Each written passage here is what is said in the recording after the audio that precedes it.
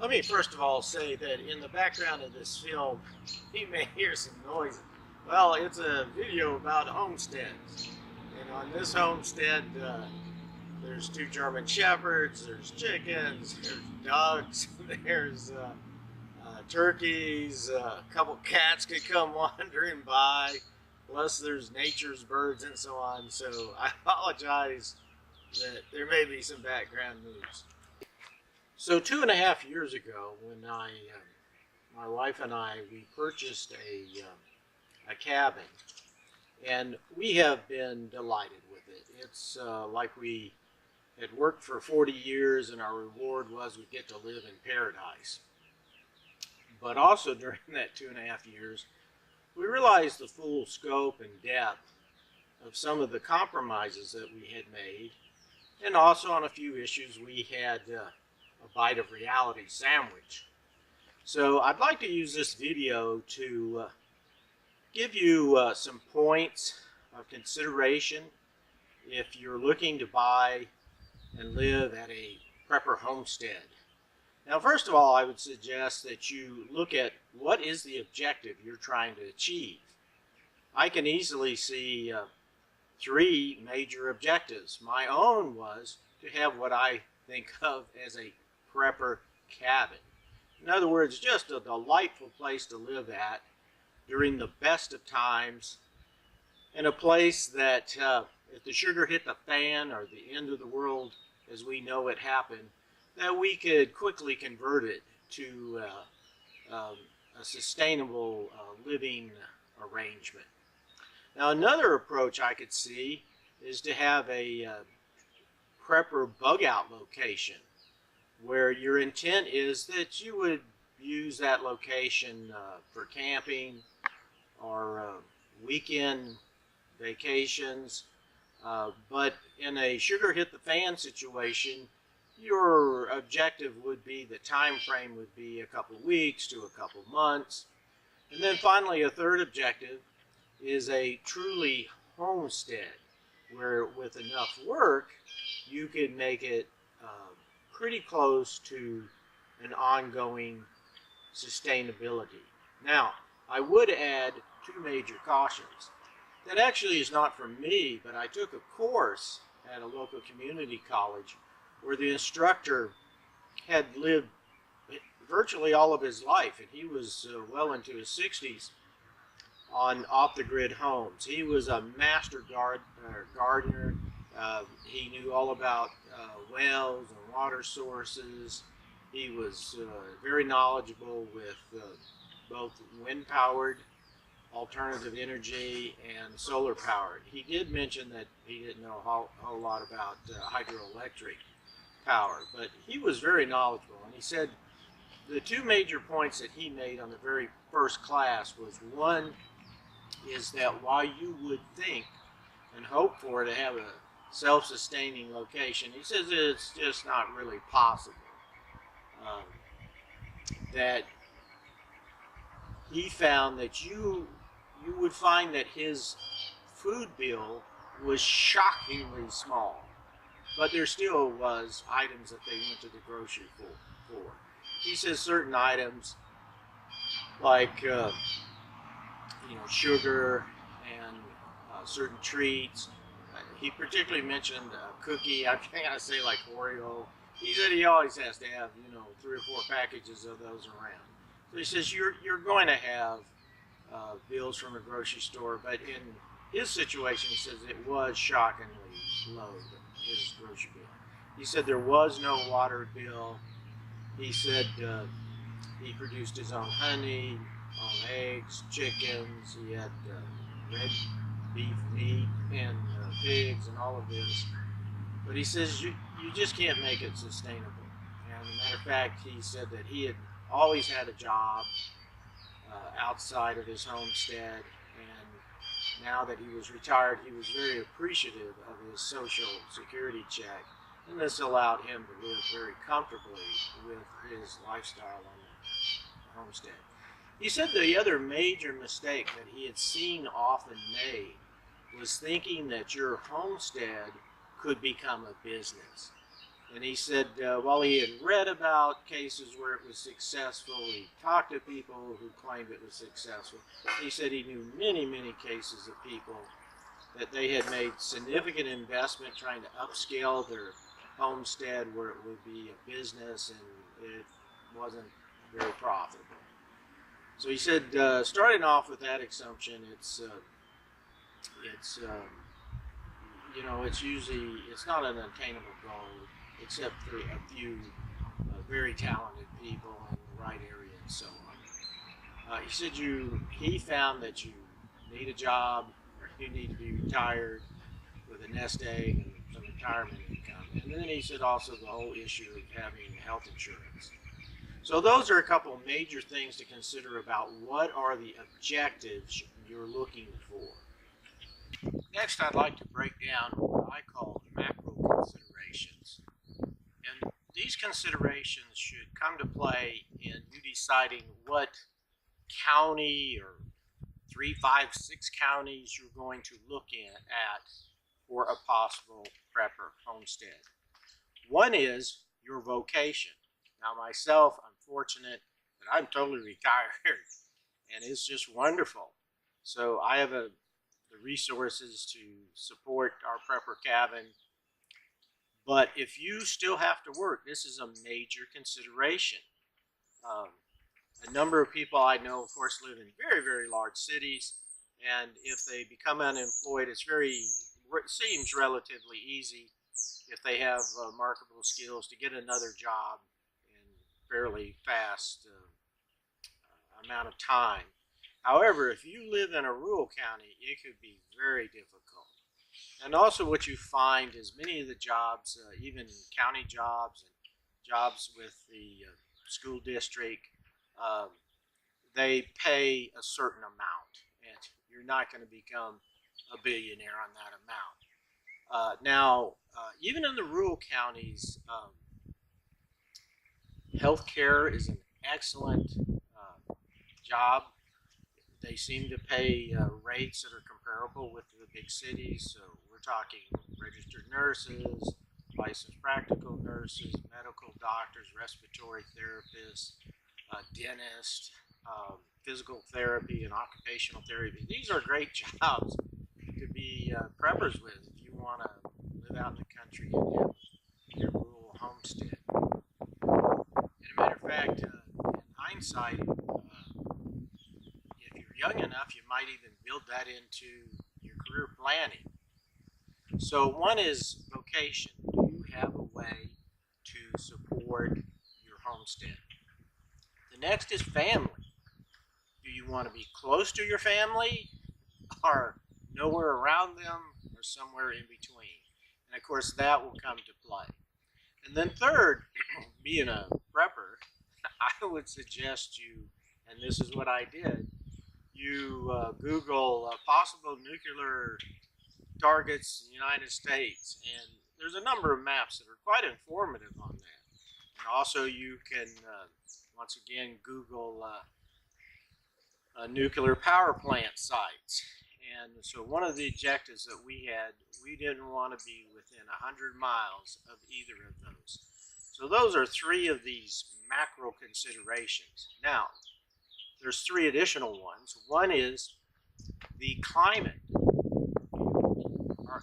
Are you accepting of a very cold environment like you see in North and South Dakota, Idaho, Montana, Canada, Alaska?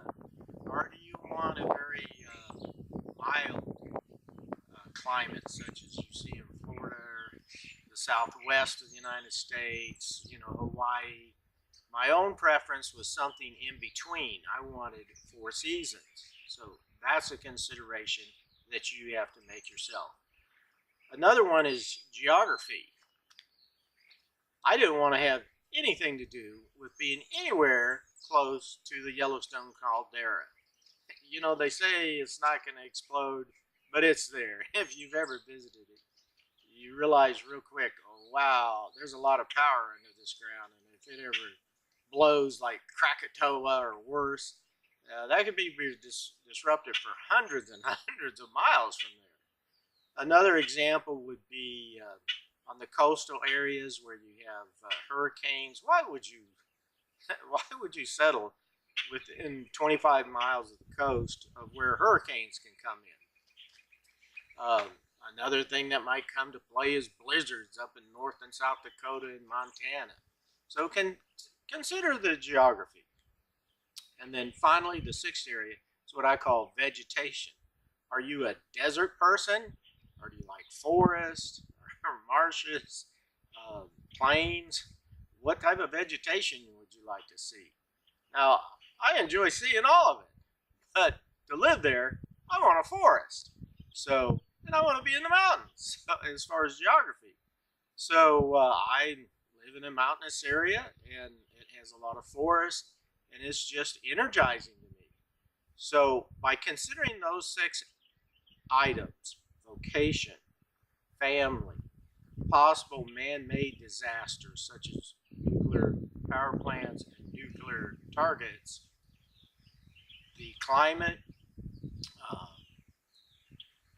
the environment or geography, and finally vegetation, that should help you narrow it down to a particular part of a state, or like I say, 1 to 6 counties.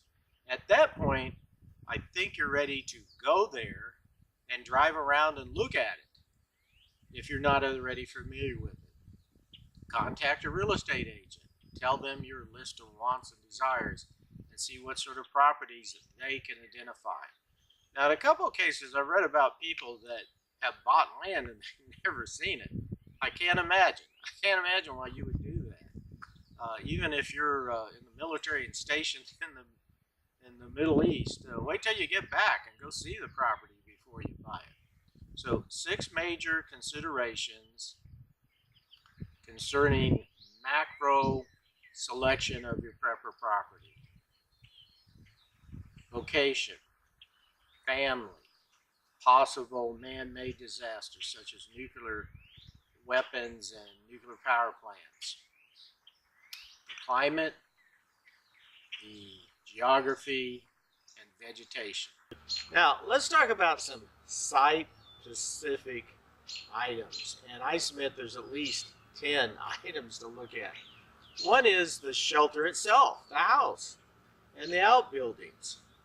What we wanted was something that just delighted us from the moment we entered the property till we got inside the cabin, and we certainly achieved that. When you're inside, there's stone fireplace and a stone nook and marble countertops and a lot of natural wood.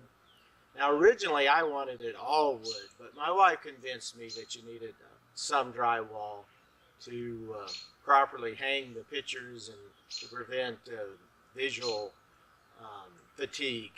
And after 2.5 years, I would have to agree with her. So get a home that just delights you, even in the best of times. Now, some other considerations on the building is we have a propane fireplace, but the apparatus that delivers the propane can be removed, and the chimney itself could be use regular firewood. And not all propane chimneys can do that, but ours, that was one of the specific selling points. Also on the stove top, it's propane. Now, when the electricity goes out, you do have to have a match to light it. It's not an electronic lighter. Now, and propane was advantageous to me because we have enough, a large enough storage capacity with the tank that we have that with prudent use of it, conservative use of it, and emergency, it would probably, a full tank would last a whole year. And it's just very convenient. And I'm not a purist of, you have to have a wood burning to be off-grid and that sort of thing. Now, but as I mentioned, when the propane is used up, there's a way to heat the house with regular firewood. And living in the forest, there's abundant firewood for that. Other considerations we found was where we lived there throughout the years, we had to have some additional insulation put underneath the floors, and we had to have the windows sealed. There is a cost to having a log cabin or wood building in the middle of a forest, and so insecticide service is highly recommended. And you have little mice occasionally, so you get these glue traps. I'm getting real granular here, and I'm telling you the raw essentials of it. During the best of times, while the electrical system was certainly up to code and fine, we saw some of the neon lighting burned out, and so we had an electrician come in, and we've largely replaced it with the LED lighting, and we had some more plugs put in. You have to have someone come every few years and stain the cabin. So there is a cost to the shelter itself, of the maintenance. Also, you want to look for outbuildings. This building behind me is actually a barn, and it's a great storage location. And as you can hear, right around the corner is the chickens, and the crow is letting us know that he's there. So look at your outbuildings. Are you going to have storage space for your tools and your supplies and that type of thing? Okay, the next item is water, and this was a deal breaker for us. And we wanted rock solid solution with water. So we have a private well. We have a pond, we have 2 creeks, and we have a spring, a surface spring, on our property. So check, the water was really strongly emphasized, and we really address that. And I suggest you do also. Now, another area is food. And this is an area where we got a bit of a lesson learned. Now, from my studies and so on, I read once that a Russian family can supply a family of 4 with all of their garden needs with 1,200 square feet. So I would highly recommend to you that you have at least that, and more depending on the size of your family. We thought we had some usable spaces, but being in a mountainous area, we found that the soil was nothing like the soil from the Shenandoah Valley of Virginia, where we had lived, where you could throw nails on the ground and stalks of corn would come up. You know, the soil is just not that high quality. There's lots and lots of fist-size stones, and then the real thing that suppressed our garden, our abilities to do that, was the tree growth. You just don't get enough sunlight. Now, we did recognize that at the time we made the purchase, and there was a ready solution to that. And so one of that is that there are some meadowland that is actually adjacent to our property that we could utilize and it's common space, or we could negotiate with a neighbor who has a large meadow area to put in a proper garden. But look for that with the food item. Also, if you want to have chickens or red meat animals, cows, and so on, you need to have, I submit, a relatively flat area or semi-flat, and it needs to be in the sunshine, and need to have a source of water there. So you need to think through all of that if you want to rise to that scope. We never done that. We did think about having chickens, and we could do that. There is a building on the property at my prepper cabin that could easily be converted to that.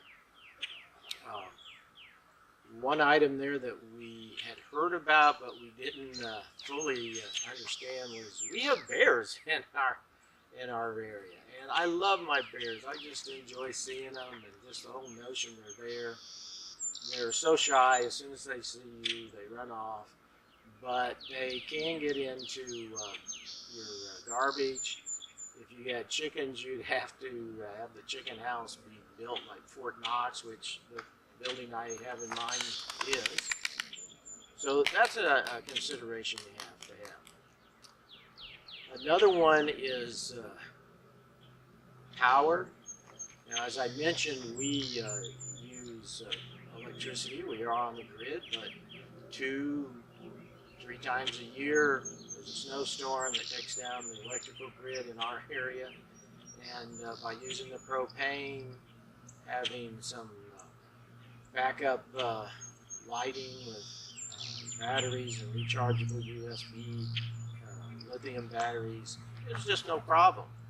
And if it went long term, I have 4 100-watt Renogy solar panels that can be set up with a small battery bank, which I keep running all the time off of the grid. You can easily convert it to using solar panels. And we have just abundant, endless supply of wood. We have a sheep herder stove that could be used for heating water, cooking. So we've made arrangements for that. Now, another key item is security. And this was a major consideration for me.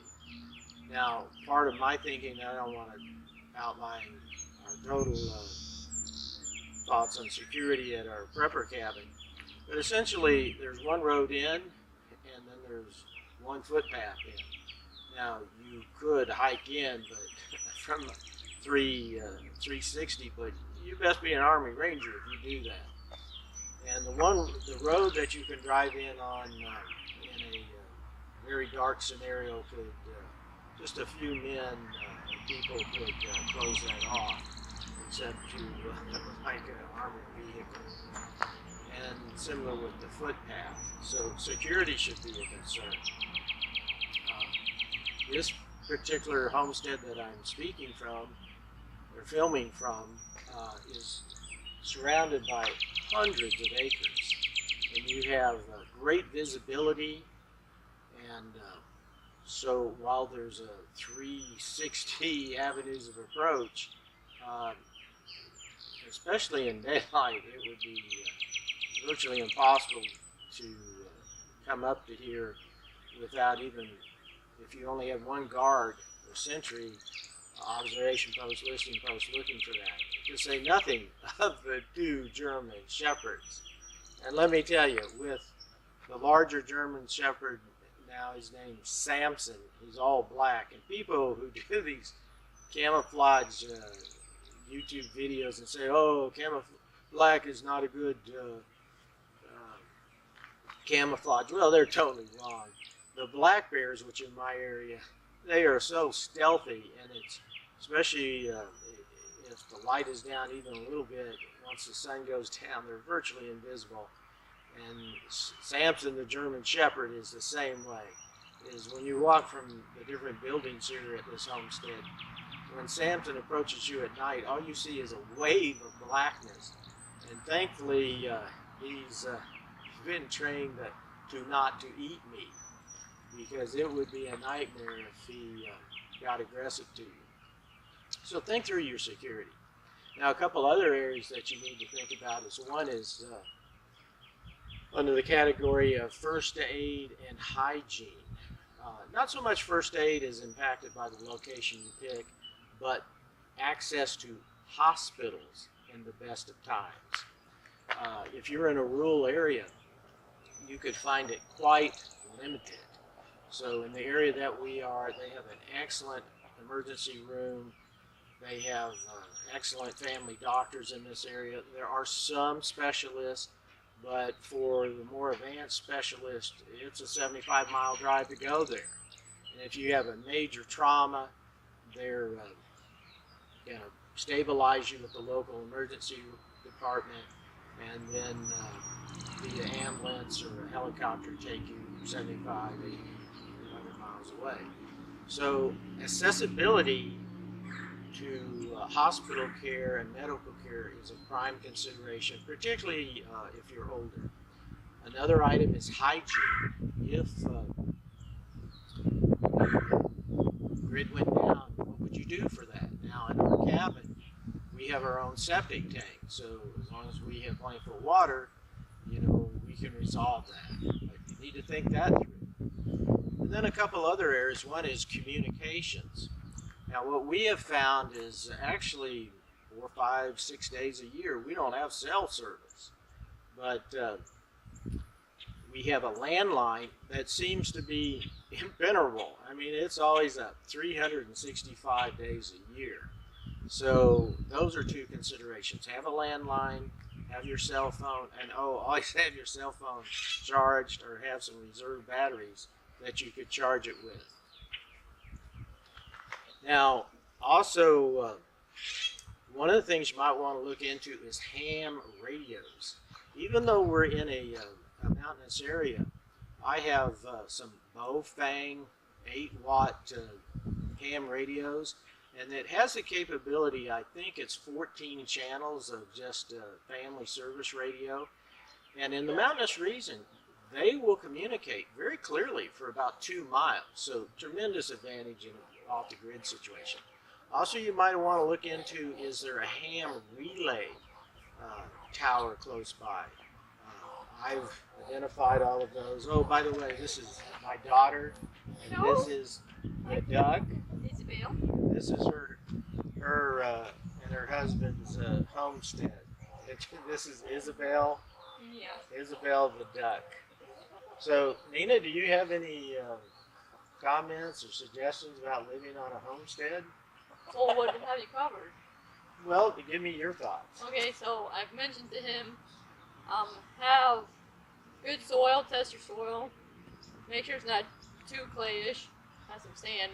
We got sand all over our cornfield.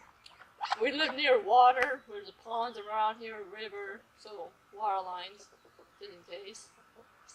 Make sure it's not too flat, not too hilly. See if you have a lot of rocks on your farm. A good, it's a place near town, but not too close. We don't live too close to our neighbors. I can't hear what they're doing. That's pretty much it. So this place is pretty much perfect for garden, emergency. We can see everywhere around us. If people wanted to come and approach us, just say steal or something. You can hear 4-wheelers drive by at night, so I can check with my red light and see who it is. Yeah, that's all I can think of. How about you? What do you think? I love it. Free food.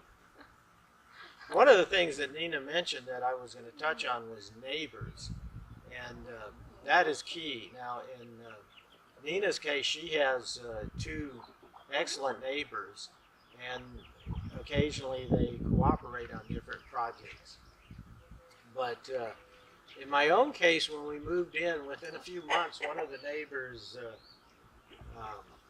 had a barbecue that all the neighbors showed up, and everyone was delightful. But within a couple of months, one of the neighbors got bit by somebody's dog, and another neighbor, this is Boris the cat, by the way, he's quite the cutie. But another neighbor kept being basically stalked, being by another neighbor, and they had to get a restraining order. So the wife and I try to be friends with everyone. Well, I've told Dad, don't share too much information to your neighbors. Like Wesley, he says he doesn't care what we do as long as it's not harming him. That's a good philosophy to live by. Just mind your business. If you need something from your neighbor, chit chat a little bit, but don't say too much. The last item that I was going to mention on the location is what are you going to do for transportation if there's a sugar hitting the fan situation? In a mountainous region where I live in, getting from point A to point B is pretty challenging because of the ups and downs. So it's pretty much walking, although we do have a bicycle. I think that would be advantageous. And the